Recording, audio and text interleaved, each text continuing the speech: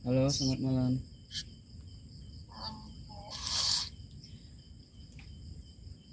Eh, Sebentar saya share screen dulu ya.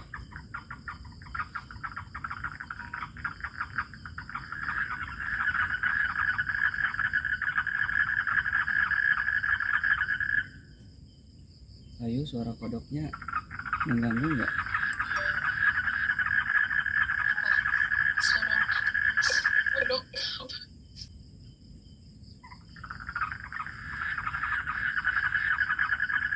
Suara saya cukup jelas?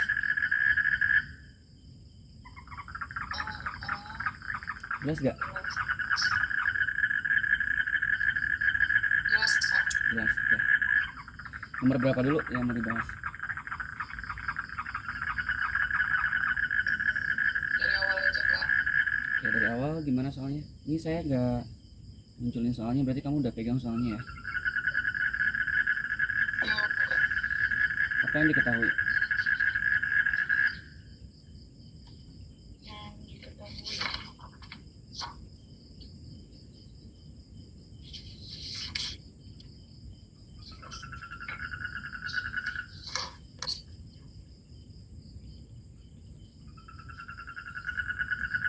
Ada sebuah benda bergerak di suatu permukaan yang kasar dengan koefisien gesek antar permukaan benda konstan ya sebesar mu. Berarti ini lantainya, kemudian ada bendanya. Bendanya ini bergerak di lantai kasar, ada G gesek, arahnya berlawanan dengan arah gerak ya. Berarti arahnya geseknya ke kiri, berarti dia geraknya ke kanan. Sampai akhirnya berhenti dan membentuk jarak sebesar apa? X ya. Jaraknya sebesar X. Yang ditanyakan berapakah massa bendanya?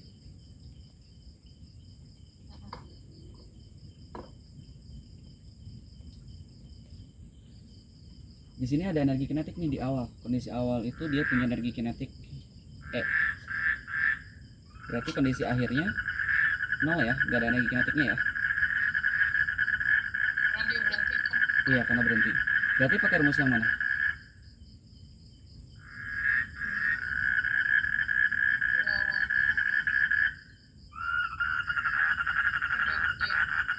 Rumus apa?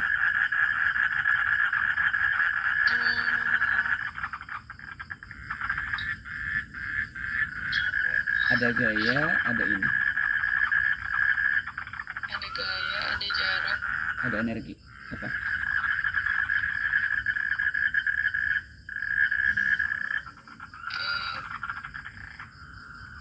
Kalau gaya kali jarak itu apa sih? Usaha. Iya, berarti ya usaha yang ada hubungannya dengan energi kinetik. Rumusnya apa? Dia usaha sama dengan delta EK. Iya, betul. Berarti kan usahanya negatif G gesek dikali X sama dengan EK akhir dikurang EK awal ya. Karena akhirnya nggak ada, jadi negatif EK awal. EK awal kan E. G gesek itu dicari dari rumus yang mana? Mu-nya dikali N. N-nya di sini sama dengan apa? N-nya di sini Sama dengan M kali G. iya, sigma F ID sumbu Y itu sama dengan 0. Yang ke atas N, yang ke bawah MG sama dengan 0, jadi N-nya sama dengan M kali G. Berarti di sini mu kali N, N-nya M kali G. Coret negatifnya, kamu mau cari M kan? M itu berarti E dibagi mu G. Oh, ada X-nya, sorry, ketinggalan. Mu G X. Bisa dipahami? Nomor 16. Bisa kak. Oke. 17 jawaban kamu apa? Yang E. Iya, betul. Mau dibahas gak? Gak apa-apa bahas aja. Bahas aja, oke. Di sini kan ada kelereng X itu jatuh dari atas, kemudian di bawahnya tepat ada kelereng Y ya. Di atas ada X, di bawah ada Y. Kalau kelereng ini jatuh dengan kecepatan awal 0 ya. Tapi kalau kelereng Y itu naik ke atas ada V. dengan kecepatan V0 ya. Jarak antara keduanya itu mula-mula berapa? Mula-mula H. Oke. Kemudian di satu titik antara X dan Y, antara posisi awal X dan Y, mereka bertemu ya. Misalkan mereka bertemu di sini. Mereka bertemu di sini. Nah, berarti jarak yang ditempuh oleh si X itu HX ya. Jarak yang ditempuh oleh si Y itu adalah HY. Dimana kalau HX ditambah HY ini akan sama dengan H ya, H besar, H kapital. Nah, satu-satu dulu ya, si benda X dulu. Benda X ini punya jarak tempuhnya berapa? Kalau pakai cara skalar berarti HX sama dengan V0X kali T plus setengah GT kuadrat. Ini positif karena searah dengan ininya ya, gravitasi. Karena nggak ada kecepatan awal berarti V0X nya dicoret. Ini pakai rumus GLBB ya, karena ada percepatan gravitasi. HX nya berapa? HX nya itu adalah H besar dikurangi HY sama dengan setengah GT kuadrat. Kalau benda Y berarti pakai rumus yang sama, HY sama dengan V0Y dikali T. Karena dia berlawanan dengan gravitasi berarti negatif setengah GT kuadrat ya kan. Nah di sini kamu bisa substitusi sih, masuk ke sini nih HY nya.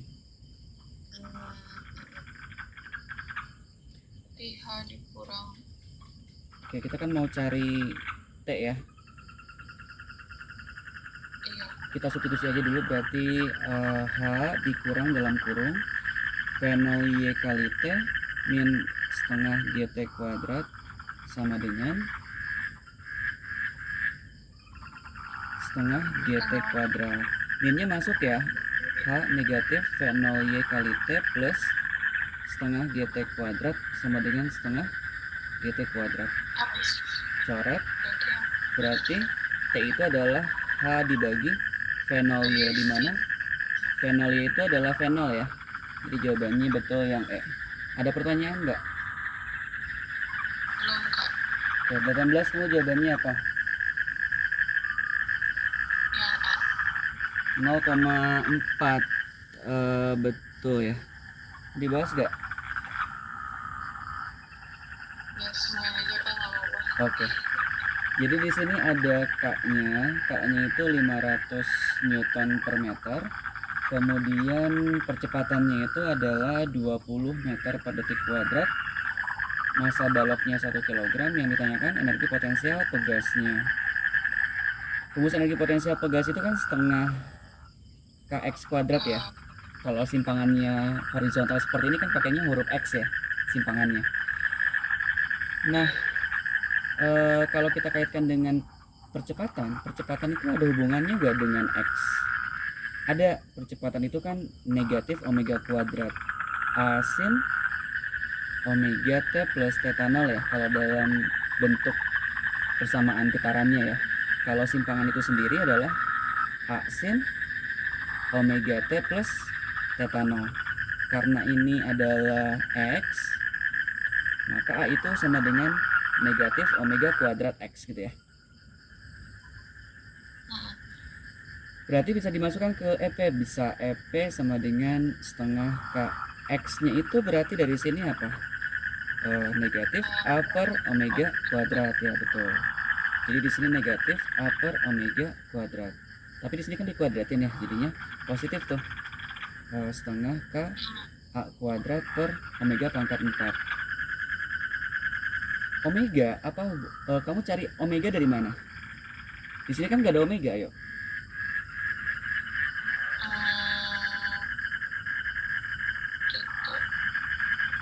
Dari mana?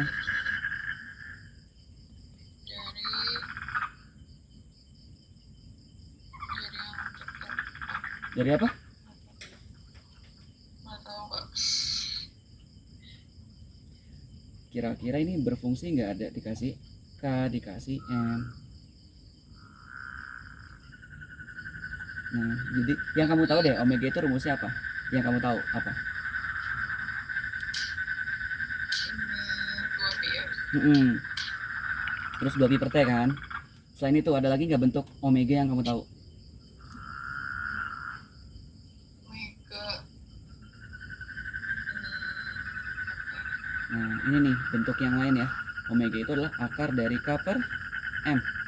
Makanya di sini dikasih K dan M. Jadi omega itu adalah akar dari K-nya 500, M-nya itu 1 akar 500. Akar 500, iya. Masukkan ke EP.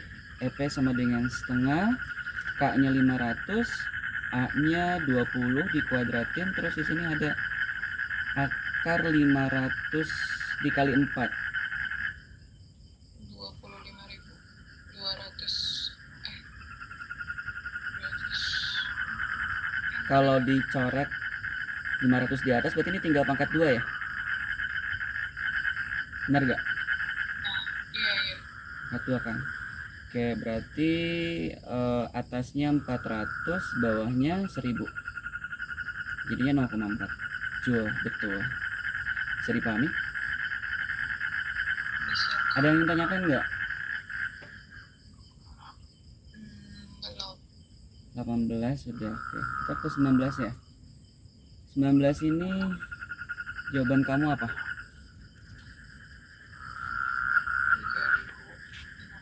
3.000. Iya. Oke, dibahas ya. Sini ada planetnya, kemudian satelitnya di sini dan di sini dan di sini.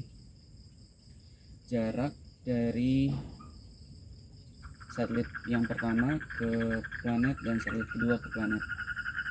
Satelit pertama yang A ya, RA-nya itu sama dengan 400 km, tapi ditambah jari-jari ya, karena kan ngitung R itu harus dari pusat. Oke, terus jarak dari satelit B ini RB itu sama dengan di situ 5.400 ya. 5.400 itu belum ditambah jari-jari planet jetnya. Berarti di sini ditambah RZ. Oke, perbandingan Kepler T pangkat 2 dibandingkan dengan R pangkat 3 sama dengan T pangkat 2 dibandingkan R pangkat 3 dari A dan dari B. TA per TB dikuadratkan, terus RA per RB pangkat 3. TA nya berapa aja? 8 dan 27 ya, dikuadratin, RA nya 400 ditambah RZ, RB nya 5.400 ditambah RZ. Ini pangkat 3. 8 pangkat 2 64 per 729 ya. Akar pangkat 3 dari 64 dan 729 berapa?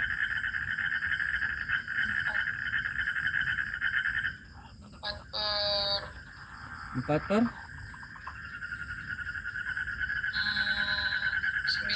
9 ya. Kali silang. Nanti kalau kamu kali silang ya betul, kamu akan dapatkan RZ nya itu adalah 3.600 km ya. Ada pertanyaan nggak?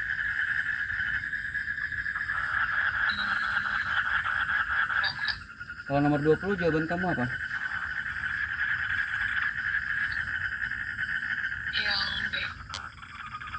P1 yang D ya. BH. Oh, yang Bogor. P1 jawabannya P1 plus P2 min P0 ya. Kayaknya sih betul ya. Kita cek.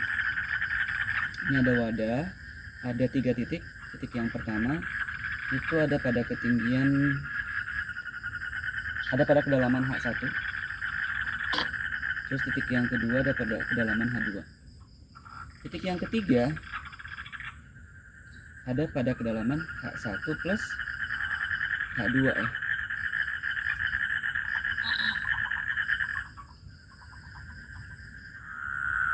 Kalau di kedalaman 1 tuh tekanannya P1, di kedalaman 2 P2, berapakah di kedalaman H1 plus H2?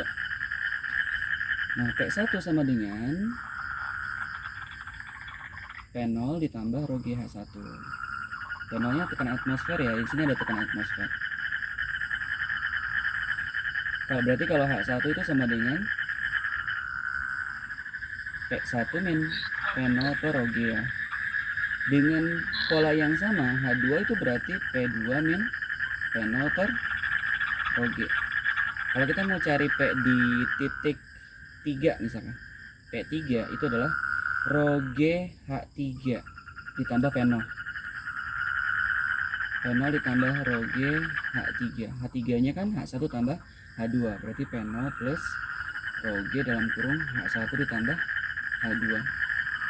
P0 ditambah rho G dalam kurung H1-nya P1 min P0 per rho G ditambah H2-nya adalah P2 min P0 per rho G.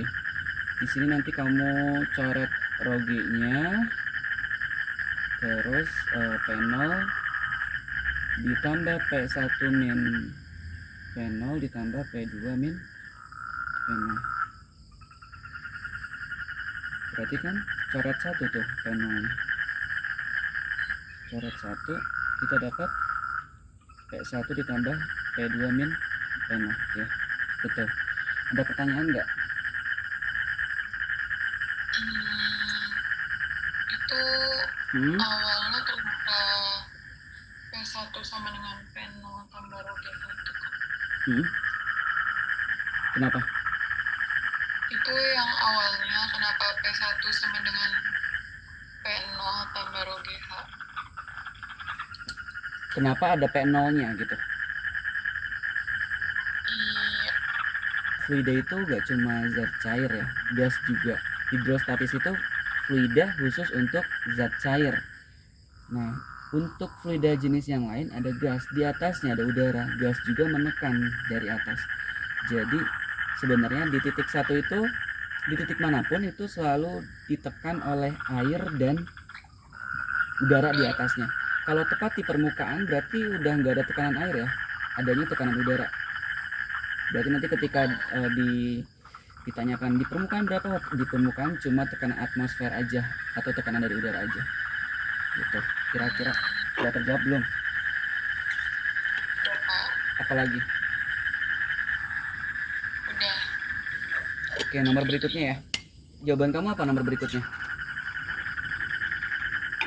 Yang Betul, yang A. itu udah ada kajiannya kan, sudah tahu. Oh gitu. Jadi 21A ya. Betul. Gimana nih? Coba saya gambarin ya. Perempatan itu berarti kan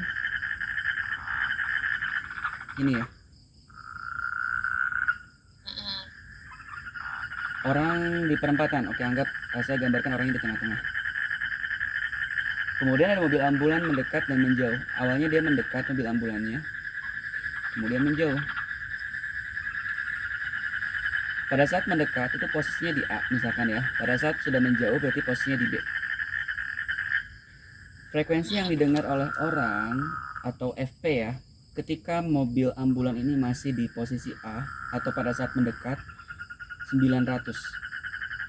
Pada saat menjauh berarti di posisi B itu berarti 800 Hz. Kecepatan di udara, kecepatan bunyi di udara 340 meter per detik. Yang ditanyakan berapakah kecepatan ambulan? Karena ambulan punya sirine, maka dia sebagai sumber bunyi. Berarti yang ditanyakan adalah PS-nya berapa. Jadi kita mau mulai dari mana ya? Coba idenya kamu, saya yang tulis. Apa dulu? Yang pakai rumus itu yang Rumusnya apa? kalau yang berarti FP sama dengan Ini ya. yang itu. Ya. Berarti kita mau mendekati dulu, oke? Mendekati yang A ya. Gimana ketika mendekati berarti? Berarti yang atasnya plus, yang bawah minus. Yang atas plus, yang bawah minus. Oke, betul. V plus V. Kan pendengarnya diam ya, jadi kita hiraukan aja kecepatan dari pendengar. Oh, gitu. Berarti Fp sama dengan V per V min Vs kali Fs. Ini di posisi A ya. V-nya 340 per 340 dikurang Vs-nya dicari. Fs-nya nggak ada ya. Fs-nya juga nggak ada. Ya, Kemudian ketika posisinya menjauh berarti kan rumusnya gimana sekarang? berarti FPB-nya sama dengan V F per V PB plus sama dengan Vs. V plus V per V plus Vs kali Fs. Oh ini kita masukkan angkanya nih. FPA itu kan 900 sama dengan 340 dibagi 340 dikurang Vs Vs. dikali Fs. Terus kalau yang ini berarti 800 ya ketika menjauh ya. 340 per 340 ditambah Vs Tambah dikali Fs. Habis itu diapain? terus yang A itu jadiin Fs sama dengan, yang B juga Fs sama dengan. Oke. Terus disama dengan. Oke, jadi Fs dari A itu sama dengan Fs dari B gitu ya. Iya. Jadi 900 dikali 340 min Vs per 340 itu sama dengan 800 dalam kurung 340 ditambah Vs per 340. Ini kita bisa coret. Jadi kita dapat kalikan masuk. Ini kali ini, ini kali ini, ini kali ini, ini kali 9 kali 340. Ini tuh bisa langsung jadinya 1 kali 340 deh. 1. Yang itu kan 9 kali 340. Oh iya betul. Jadi 9 kali 340 dikurang 9 Vs sama dengan 8 kali 340 ditambah 8 Vs, kemudian nanti 8 min 9 kan jadi 340 sama dengan 9 tambah 8 Vs. Jadinya Vs-nya adalah 340 dibagi 17 sama dengan 20 meter per detik. Kalau diubah ke kilometer per jam dikali 3,6 jadinya 72 km per jam. Kira-kira seperti itu. Ada pertanyaan nggak? Belum, Kak. Oke, yang selanjutnya jawabannya apa? Jawabannya 35 ya? 25. 25. Rumusnya gimana? Jarak titik api tuh Fokus betul ya. Fokusnya berarti yang pakai seper F. seper F, terus Lensa per N medium. ya N lensa per N medium dikurang 1 dikali 1 per R1 ditambah 1 per R2. Nah ini yang 1 per R1 sama dengan 1 per R2 ini adalah faktor geometri ya. Faktor geometri. Iya, karena kan lensa itu ada permukaannya ya. Nanti permukaan 1 itu dia punya jari-jari R1, permukaan 2 punya jari-jari R2. Kalau dia punya geometri yang sama, artinya ini sama nih, ketika dibandingkan nanti akan dicoret. Di soal kan dia bilang lensa lain dengan geometri yang sama, artinya dia punya R1 dan R2 yang sama ya. Terus fokus ketika di udara ya. Ini ketika di udara. Yang tanyakan berapakah fokus? Oh, ini ketika N lensanya berapa? Jadi f1 itu ketika n lensanya 1,5 ya. Kalau fokus 2 pada saat ini pada n lensanya berapa? 1,4. Dibandingkan aja 1 per f2 dibandingkan dengan 1 per f1 sama dengan ini kan, dibandingkan dengan kondisi yang sekarang. Tapi kan nanti ini dicoretkan, jadi ini nggak usah dibawa ya, yang 1 per r1 tambah 1 per r2.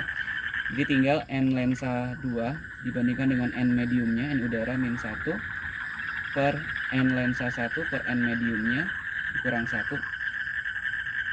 Kalau n lensa 2 kan 1,4 dikurang 1 0,4 per bawah 1,5 kan n lensanya yang kondisi awal dikurang 1 0,5, jadi 4 banding 5 kamu kali silang, ini kan jadinya f1 per f2 sama dengan 4 banding 5. Berarti fokus yang sekarang adalah 5 per 4 dari f1, 5 per 4 dari 20 cm.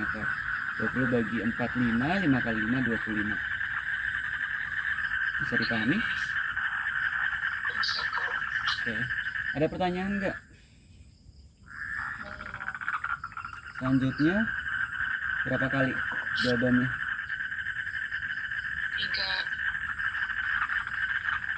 3 kali ya. Oke. Kalau ada 2 lensa,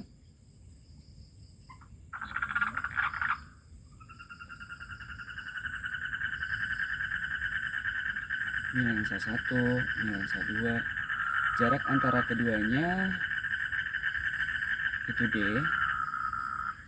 Kalau misalkan kamu taruh bendanya di sini, ini f1 misalkan, ini f2, maka nanti bayangan yang terbentuk adalah bayangan yang pertama itu di mana? Itu F ada 2 kak di belakang. Betul. Ini karena kan permukaannya ada 2 kan kalau lensa kan, permukaan kiri dan permukaan kanan. Jadi ini f1 tuh depan belakang ada, f2 juga nanti depan belakang ada nih, f2-nya di sini.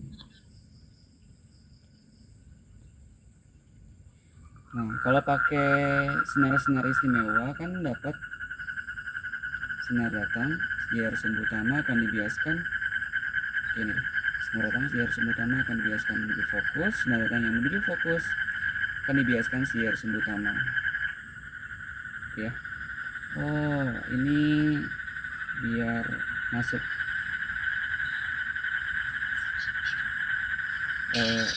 fokus yang 2 saya geser aja terlalu dekat. Ini f2 fokus lensa 2 nya.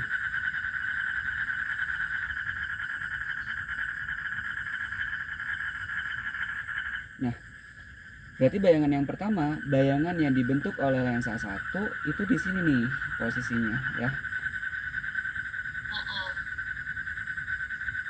Oke, ini berarti dinamakan dengan S1, berarti dari sini ke sini. Ini S1 aksen. Bayangan dari lensa 1 itu dianggap sebagai benda oleh lensa 2. Nanti bayangan terakhirnya di mana? Dilanjutkan aja sinar istimewanya. Sinar datang siar sumbu utama akan dibiaskan menuju fokus. Sinar datang yang menuju fokus akan dibiaskan siar sumbu utama. Jadi di sini. Bayangan terakhirnya ada di sini. Jadi dari lensa ke bayangan terakhir itu, dari lensa 2 ke bayangan terakhir itu disebut dengan S2 aksen. Kalau dilihat dari aljabarnya, dilihat dari gambar, ini D itu berarti S1 aksen ditambah S2 ya. D sama dengan S1 aksen ditambah S2. Kalau kamu mau cari bayangan dari lensa pertama, ya pakai rumus biasa lensa tipis ya. S1 per F1 sama dengan 1 per S1 ditambah 1 per S1 aksen. Berarti 1 per S1 aksen itu sama dengan 1 per F1 dikurang 1 per S1. 1 per berapa fokusnya? Fokus 1 sama dengan fokus 2 ya, sama-sama 15 cm. Benda pertama ditaruh di 30 cm. Berarti 1 per 15 dikurang 1 per 30. Berarti jadi ini berarti 30. 1 per 30 ya. Jadi S1 aksennya ada di 30 cm.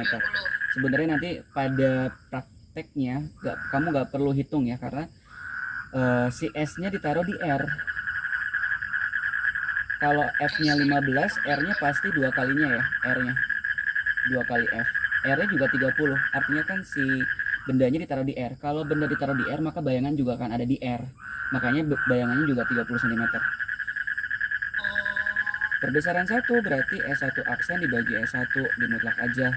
Berarti 1 kali ya, 30 dibagi 30. Untuk cari S2 berarti 1 per S2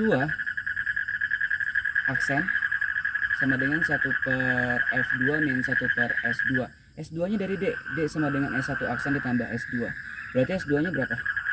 D nya tadi berapa? D-nya tadi 30. D nya 30, S 40. oh 40. D nya 40. Berarti S2 D min S1 aksen 10 ya berarti ya, 10 cm. Oh berarti 1 per S2 aksen itu sama dengan 1 per 15 dikurang 1 per 10, penyebutnya tetap 30. Jadi minus tuh Kak. Minus, iya, negatif 1 per 30. S2 aksen sama dengan negatif 30 cm. Sesuai gak dengan gambar yang enggak ya? Karena kan ini kan saya gambarnya random. Ini bayangan terakhirnya adanya di belakang, ini harusnya ini positif ya. Kalau bayangannya di belakang lensa 2 berarti bayangannya positif. Karena ini S2 aksennya negatif 30, ini nanti bayangannya akan ada di depan lensa 2. Diakibatkan bayangan yang dibentuk oleh lensa 1 itu masuk ke dalam ruang satunya lensa 2. Ruang satu lensa 2 itu antara fokusnya dan lensanya. Fokus berapa? 15 kan? Bendanya di 10, udah pasti kan antara fokus dengan lensanya. Karena masuk ke dalam ruang satunya lensa 2, maka nanti bayangan yang dibentuk akan ada di depannya maya gitu ya. Makanya negatif 30. Bisa dipahami gak? Bisa. Nah, untuk mencari perbesaran dengan cara yang sama, M2 itu berarti S2 aksen dibagi S2, dimutlak aja ya. Kalau mau cari perbesaran, negatif 30 dibagi 10 berarti 3 kali. 3 kali itu sebenarnya bukan dari perbesaran 2 aja ya, ini kebetulan aja. Sebenarnya M1 dikali M2 totalnya itu harus dikalikan dari lensa 1 dan lensa 2. 1 kali 3, jadi 3 kali. Ada pertanyaan? Belum Kak. Selanjutnya, jawabannya yang mana? Itu yang D. Betul, karena keping kapasitor ini ya, kapasitor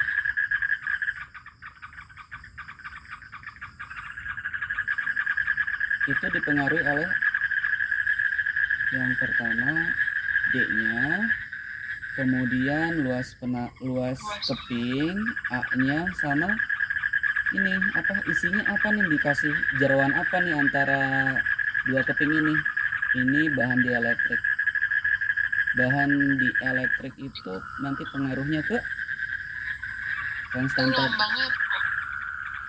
bahan dielektrik. Kak. Bahan dielektrik itu nanti ditandai dengan adanya K. Kalau K-nya lebih dari 1, artinya ada bahan dielektriknya.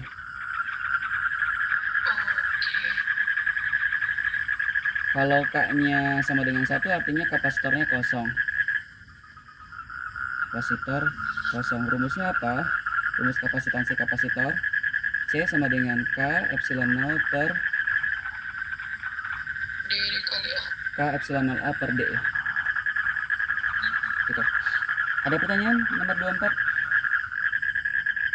Enggak Kak. Nomor selanjutnya jawabannya apa? Jawabannya adalah C.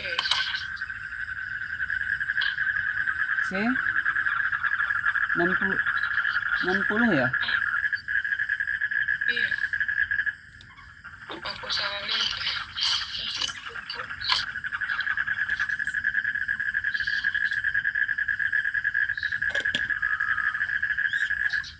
Kita kerjain aja bareng-bareng. Nomor 25. 150 gram air pada gelas A. Jadi kamu tuh punya air nih, tapi nggak tahu temperaturnya berapa. Yang jelas dia anget lah. Jadi ini masaknya 150 gram ya. Ini gelas A.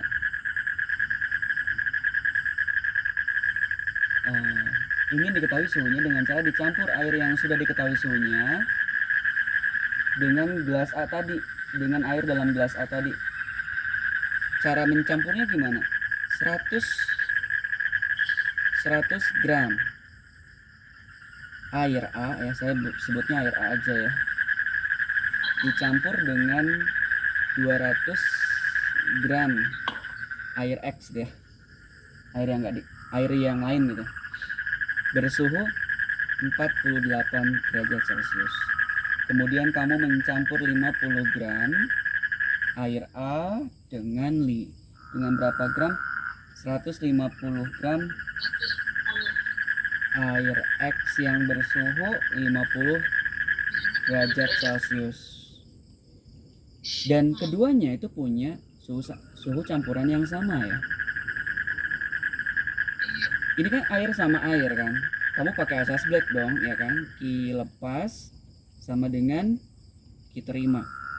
Kalau ada dua zat M1C1 delta T1 sama dengan M2 C2 delta T2, dan zat tersebut jenisnya sama-sama air misalnya, yang kamu coret langsung tuh C-nya kamu coret. Nah, dengan merujuk rumus yang ini kita mulai dari campuran pertama ya. 100 gram air A berarti 100 dikali delta T nya itu berarti selisih suhu antara suhu campuran dengan suhu A.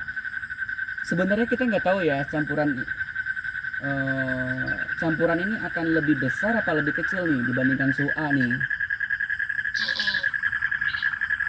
Jadi kita asumsikan aja dulu ya, nanti kalau penasaran dicoba aja hal yang kebalikan gitu. Sekarang saya coba TA-nya dikurang T campuran gitu ya.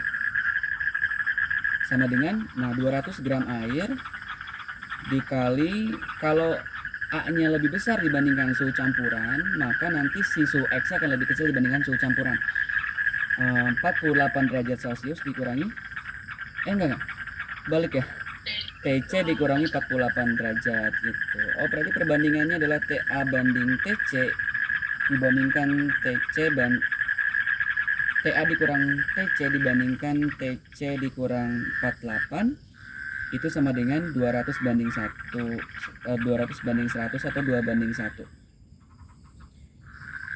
Nah, kalau dari campuran yang kedua 50 gram TA min TC sama dengan 150 gram TC min 50. TA min TC dibandingkan dengan TC min 50 itu 150 dibagi 50 3 ya. Kalau yang ini 2. Nah, kamu substitusi aja TA min TC nya biar dapetin TC dulu kamu dapetin. Kalau dari sini TA min TC apa?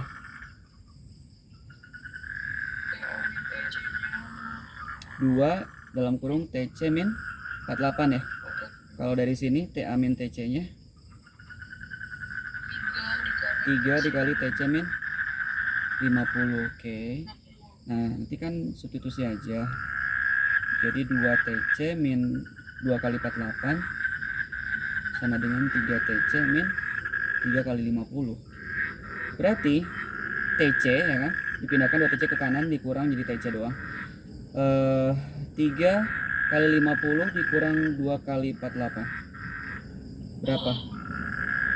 Ini berapa?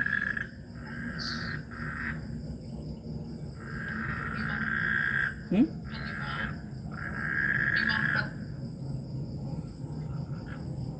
54. Oke. Berarti TC-nya 54 ya.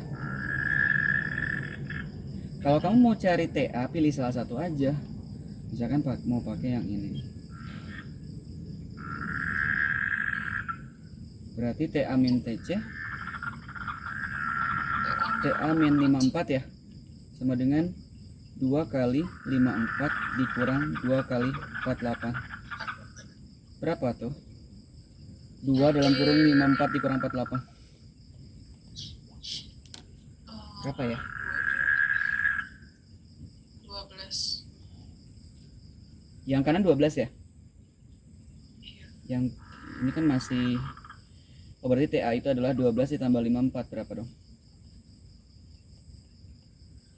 66 ya? 6 derajat, kok beda ya? Oh, bisa. Coba lihat lagi. Atau mungkin kamu ada pemahaman lain. Coba dengan kebalikan sebenarnya nggak ngaruh ya kalau kamu mau dibuat TC di sini nih, misalkan nih. TC min TA nih. Berarti nanti 48 min TC sama aja kan harusnya. Iya. Nomor 2. Iya, C. Berarti harusnya B ya? Kamu coba cek lagi deh kalau kamu masih penasaran. Hitungannya atau mungkin dibalik gitu kan sama aja ya, kalaupun dibalik ya. Tadi kan diasumsikan bahwa suhu A itu lebih besar dibandingkan suhu air yang lainnya. Suhu air A itu lebih besar dibandingkan suhu air yang lain, makanya saya buat TA min TC, bukan TC min TA.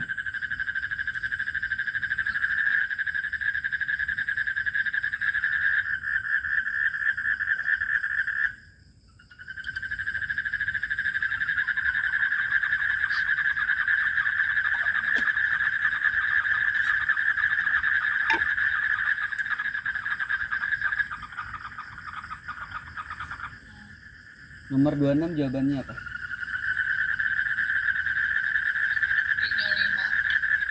35. 35 betul.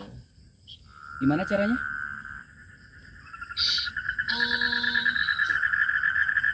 Itu jadinya yang paling atas 140, terus Ini 140, bawahnya negatif 10. Oke ya. Ketika Celsiusnya menunjukkan angka 30 derajat, maka TX-nya berapa gitu kan? Kamu tinggal bandingkan selisih suhunya si Celsius dengan selisih suhunya si X. Ini kan 100 banding 150 nih. Coret-coret berapa banding berapa nih, perkecil bagi 5. 2 banding 3 ya. Nah ini kamu bandingkan selisih ininya nih. Delta TC berarti 30 dikurang 0. Kalau delta TX berarti TX dikurang negatif 10. 30 dikurang 0 per TX negatif dikurang negatif 10 sama dengan 2 banding 3 kali silang 90 sama dengan 2 TX plus 20. Berarti 2 TX sama dengan 7 ya, 70. Berarti TX nya adalah 35 derajat. Ada pertanyaan? Oke lanjutin ya ke nomor 27. 27 nih gimana maksudnya ya, kok mula-mula suhunya C, kemudian gas tersebut dipanaskan pada tekanan panas hingga suhunya C lagi. Harusnya suhunya berubah kalau dia tekanannya konstan. Ada yang miss ya? Ada yang ketik ya? Kalau C-nya, kalau suhunya sama harusnya isothermal dong. Dia bilang tekanannya konstan, tekanan yang konstan. Pun kalau ada ininya variabel yang diketahuinya, kamu cukup pakai persamaan keadaan untuk tekanan konstan ya. Persamaan untuk keadaan tekanan konstan itu berarti gimana? Nomor 27. Pakai rumus V1 per T1 sama dengan V2 per T2. Kalau kamu mau cari pertambahan itu dari delta V kan? Berarti V2 dikurang V1. Oke. Nomor 27 ada pertanyaan nggak? Nomor 29. Nomor 29 jawabannya apa? Yang C. Betul. Gimana caranya nomor 29?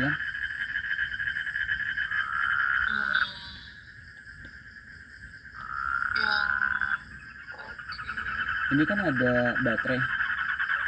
baterai, ada hambatan dalamnya, ini E, kemudian dihubungkan dengan resistor.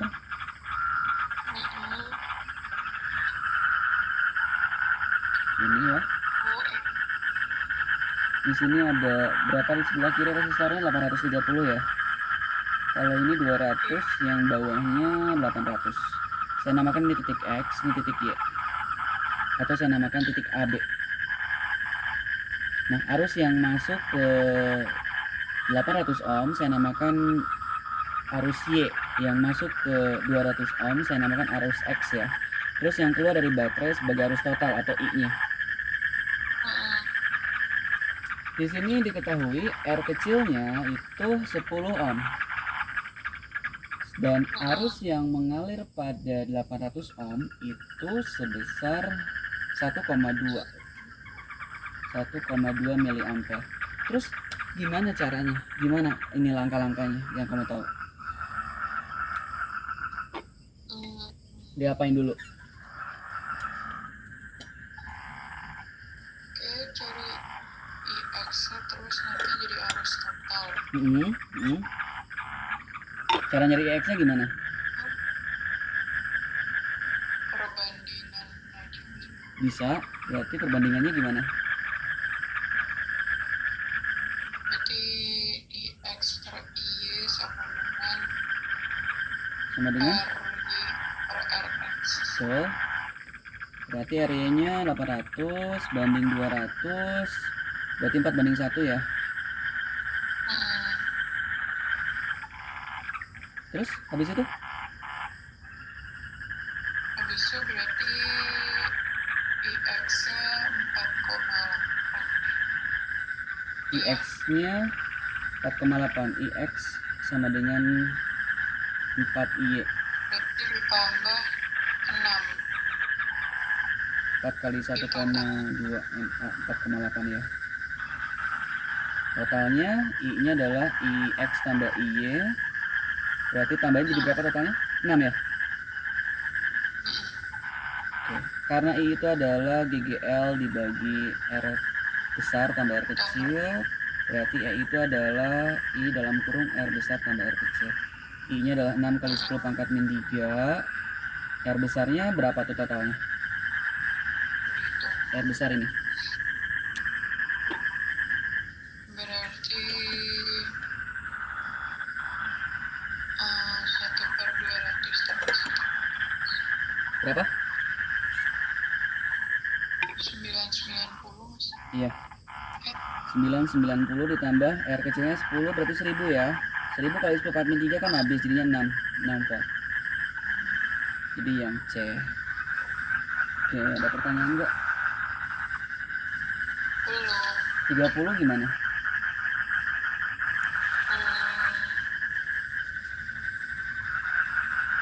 Amplitude itu apa? Nilai tertinggi. Maksudnya rumus di Oh, rumusnya.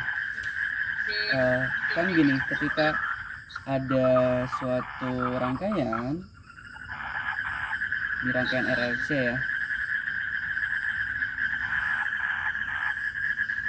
ketika ada rangkaian dihubungkan dengan suatu sumber yang bolak-balik arusnya, maka nanti dari segi arus akan bolak-balik kan seperti getaran ya. Nanti kalau diplot dalam grafik akan berbentuk fungsi sinusoidal. Kalau getaran kan X sama dengan asin omega T. Ini juga sama nih. Arus sama dengan arus maksimum. Arus maksimum itu artinya amplitude arus. Ini amplitude arus. Arus maksimum atau amplitude sin omega T plus theta 0. Nanti si tegangan juga akan ada Vmax. Vmax sin omega T plus theta 0. Nah, yang dimaksud dengan di sini bila amplitude tegangannya sama besar, artinya memang Vmax-nya si R, Vmax-nya si R sama dengan Vmax-nya si L sama dengan Vmax-nya si C ya.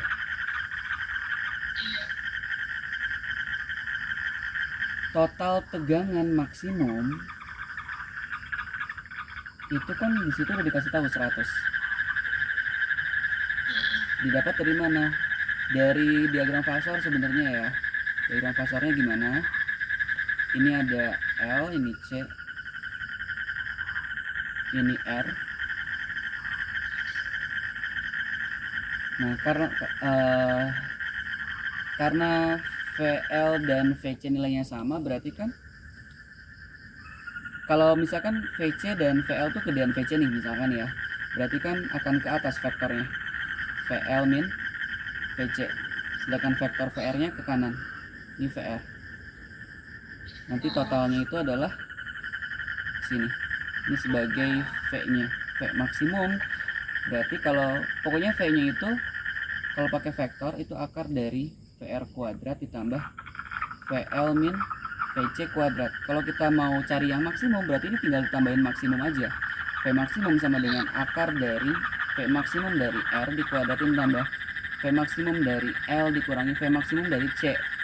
Karena ini semua besarnya sama, berarti ini ketika dikurangi antara yang L dan C 0 dong. Berarti V maksimumnya itu sama dengan V maksimum dari resistornya. Jadi sama dengan 100. Jawabannya yang di situ jawabannya apa? Iya, yang Ada pertanyaan nggak?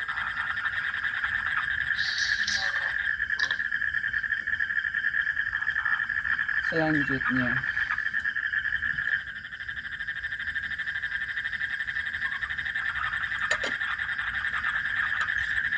gimana nomor selanjutnya?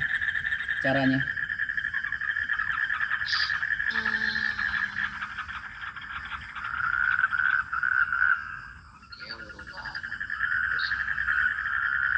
Ada suatu loop kawat berbentuk persegi 4 dengan panjang 0,3 meter sisi-sisinya. Loop rangkaian tertutup ya, loop itu ya. Sisi-sisinya adalah berapa? 0,3.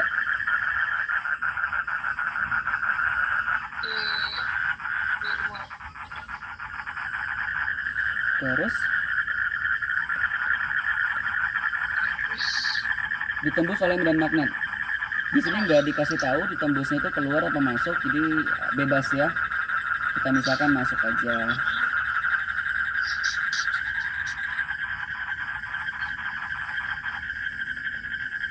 Dimana B-nya itu berapa Tesla? 0,3 Tesla.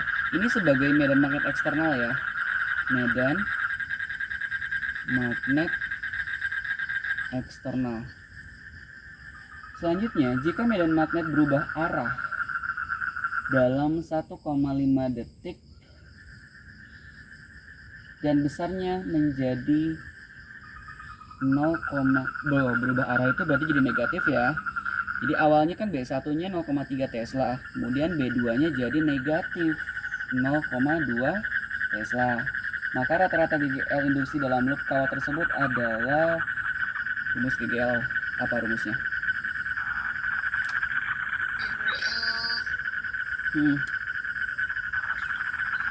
Apa rumus GGL?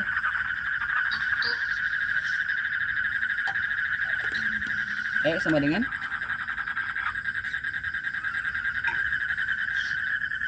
GGL induksi, hukum Faraday, negatif N delta flux per delta T. Flux itu apa? BA cos theta. Theta-nya apa? Sudut antara siapa dan siapa? Antara B dan A. B-nya, A-nya yang mana? A-nya itu adalah luas loopnya. Saya arsir warna hijau ya, ini.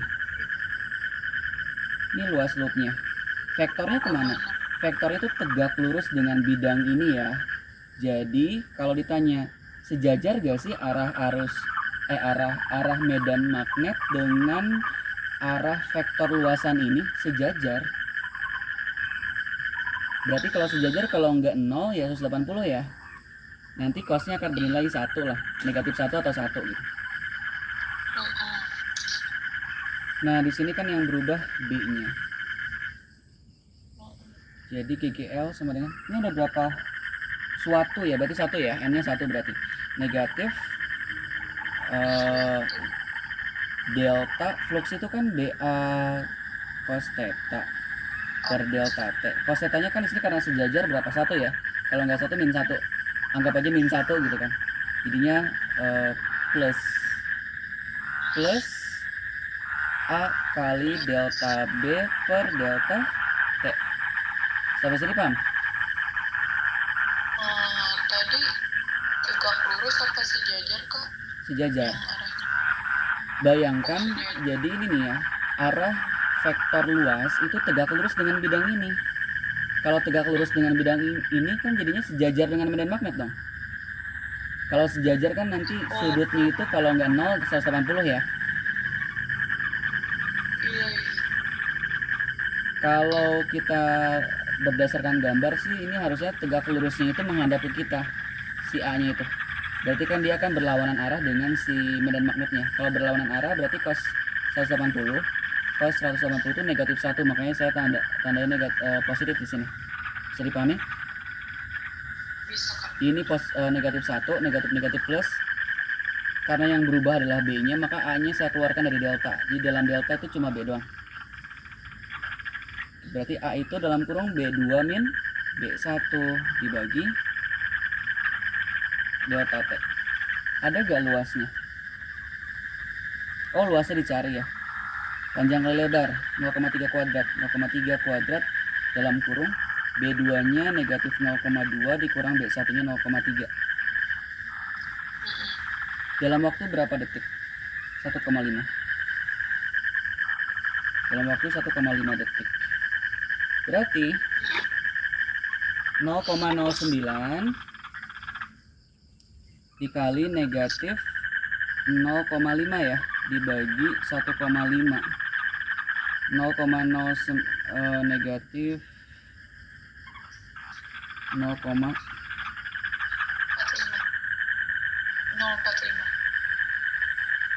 0,5 nya saya coret. Ini coret. Ini berarti tinggal berapa? 3 ya? 3 di bawah. Iya. 0,03. 0,03. Iya.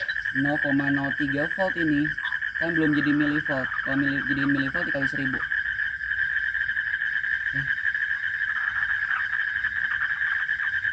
3 milivolt. Ini sebenarnya negatif itu sebenarnya tergantung dari arah vektor ininya ya, maunya gimana kan. Yang penting kan besar GGL induksinya berapa, dia nggak menanyakan arah kan. Jadi ya 30 ya, sorry, 30 milivolt. Jawabannya ya A ya. Ada pertanyaan? Belum kak. Nomor selanjutnya, ini waktu paruh ya. Waktu paruh kita gunakan N0 setengah T dibagi waktu paruh. Di sini 1600 itu waktu paruhnya ya, atau taunya 1600.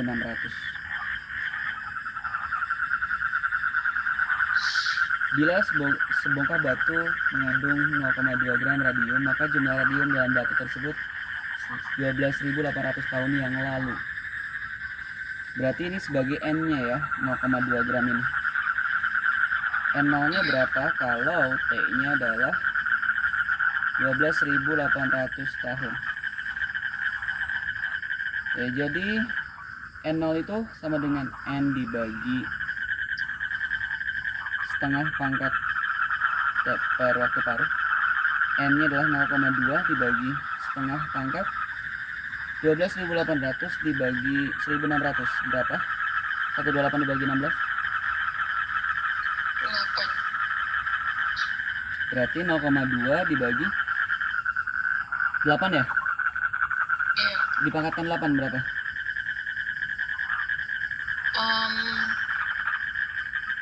Berarti 16 kali 16 per 25. 64 ya? 64 ya?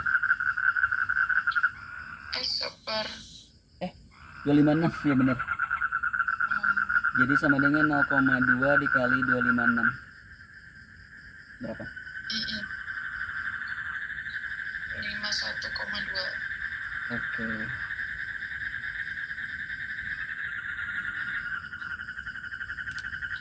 Ada pertanyaan?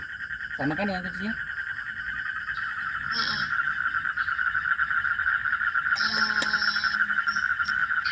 Kenapa yang 0,2-nya itu bukan N0 nih Kak? Karena dia bilang 12.800 tahun yang lalu. Artinya sebelum 0,2 gram. Sebelumnya berarti dia jadi N. Karena itu adalah data sekarang. 0,2 gram itu data sekarang, yang diminta adalah 12.800 tahun yang lalu dari 0,2 gram ini. Kalau misal 12.800 tahun kemudian Baru itu sebagai N0 nya, betul. Oke, ada pertanyaan? Udah Kak, itu aja. 34 dibahas gak? Oke, apa yang diketahui? Sebuah pesawat bergerak dengan kecepatan relativistik V terhadap bumi. Oleh pengamat di bumi, pesawat itu terukur memiliki panjang L. Jika kecepatan pesawat itu diturunkan setengahnya, panjang yang terukur itu menjadi 2L. Ini tinggal dibandingkan dari rumus apa?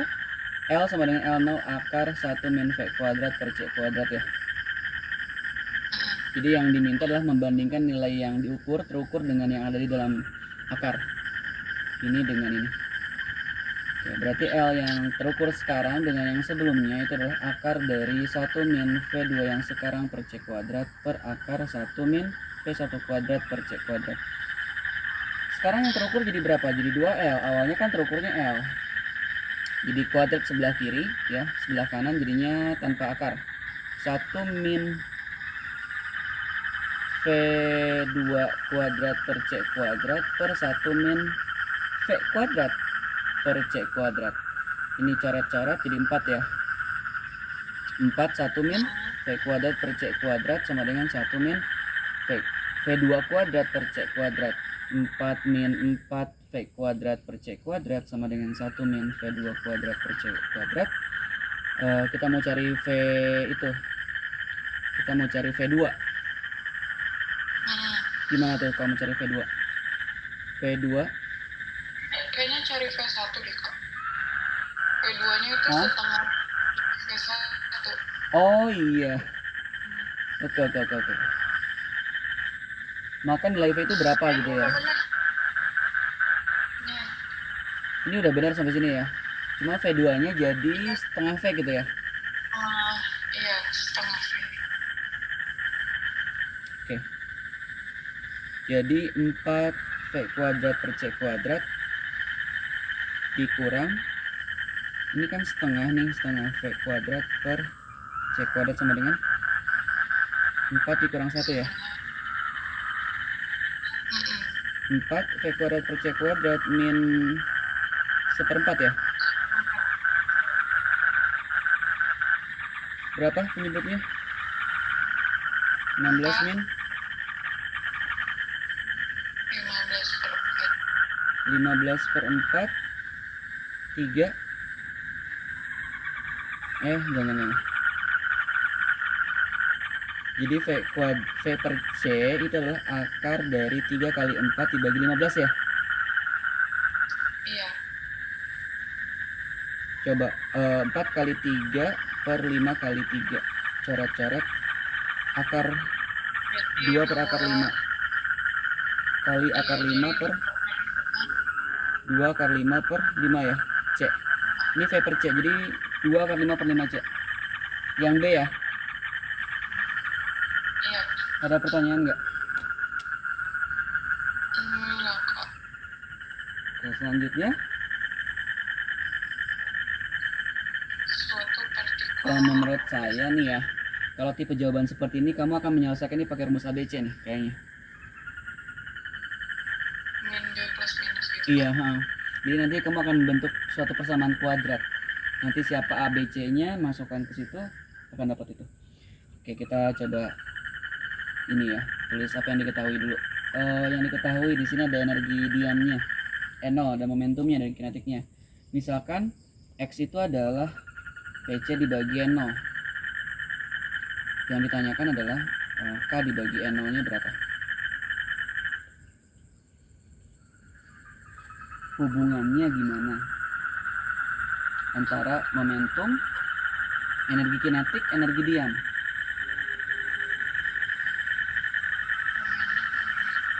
Ini kamu buka bab relativitas.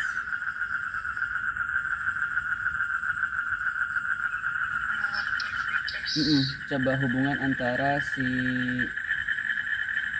momentumnya, energi kinetiknya, energi diamnya itu apa?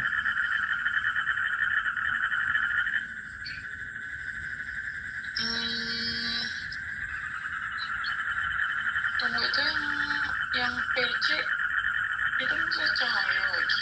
Iya, ada cahayanya, C-nya cahaya, P-nya momentum, C-nya kecepatan cahaya.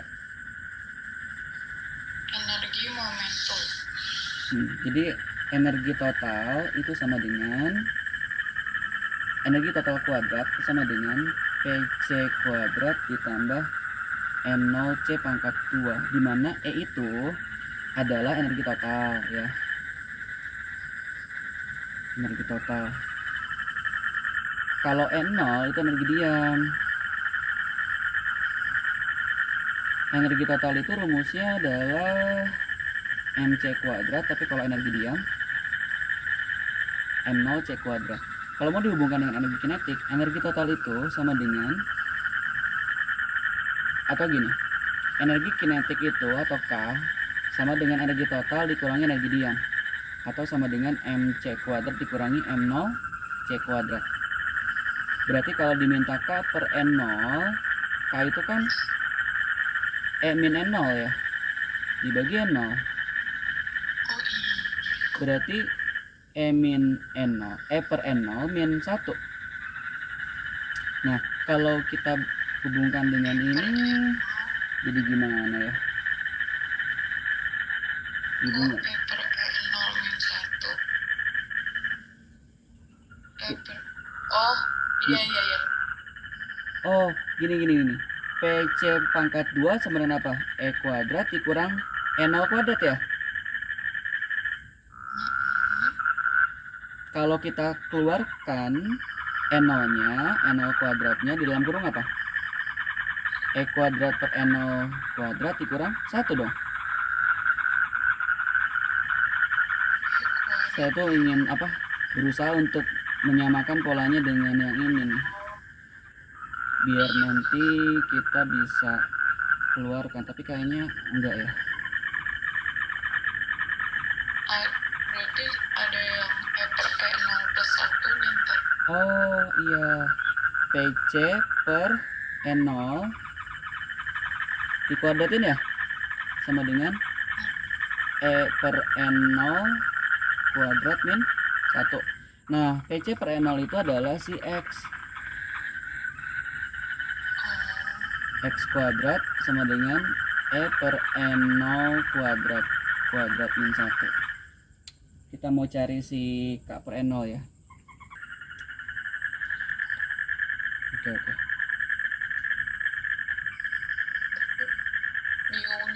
Jadi gak apa-apa. E kuadrat sama dengan K per N0 nya saya jadikan X ya. Oh, jadikan K per N0 min 2 dikalikan K per N0. Jadi persamaan kuadrat ini. K per N0 kuadrat dikurang 2 K per N0 sama dengan X kuadrat. Ini X ya. Jadi ini sebagai C nya. Jadi kalau kita buat persamaan kuadrat, K per N0 kuadrat min 2K per N0 dikurang X kuadrat ya. Jadi A nya sama dengan 1, B nya sama dengan negatif 2, C nya adalah negatif X kuadrat. Kalau kita pakai rumus yang ABC, Nah, itu bukannya plus 2 ya kak? Yang K per N0 plus 2. Plus 2. Oh iya benar plus 2. Ini plus 2 berarti ini plus ya. Ini plus ya. Gitu kan?